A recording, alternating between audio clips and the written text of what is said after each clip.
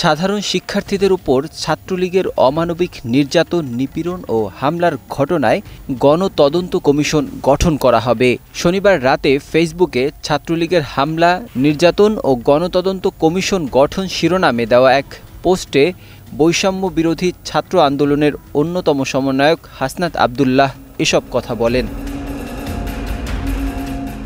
ফেসবুকে দেয়া ওই পোস্টে হাসনাত আব্দুল্লাহ বলেন, গত ১৬ বছর ধরে আওয়ামী লীগের পোষ্য গুন্ডা বাহিনী ছাত্রলীগ দেশের শিক্ষা প্রতিষ্ঠানগুলোতে ত্রাসের রাজত্ব কায়েম করেছে।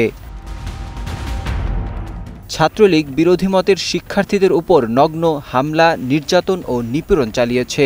এমনকি ছাত্রদল, ছাত্র শিবির কিংবা অন্য কোনো রাজনৈতিক দলের সঙ্গে সম্পৃক্ততার অভিযোগ এনে অনেক সাধারণ শিক্ষার্থীদের উপর অমানবিক নির্যাতন করেছে তারা। শান্ত ক্যাম্পাসকে অশান্ত করার নামে যে পরিমাণ জ্বালাপোড়া আপনারা দেখেছেন, আমাদের সাধারণ স্টুডেন্টকে যে পরিমাণ মারধরি একটু আগে করেছে, তারা শান্তি পরিবেশের নামে ক্যাম্পাসকে অস্থিতিশীল করছে।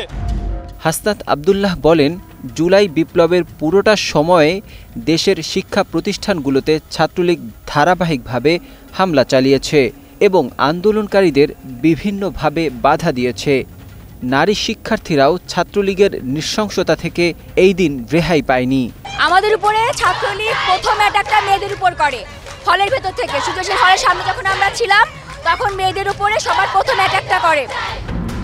হাসনাত আব্দুল্লাহ বলেন, ঢাকা মেডিকেলকে মনে হচ্ছিল কোনো যুদ্ধাহত ক্যাম্প।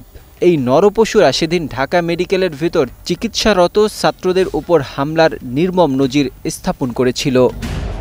নাজমুল হক রাইয়ান, ২১ টেলিভিশন।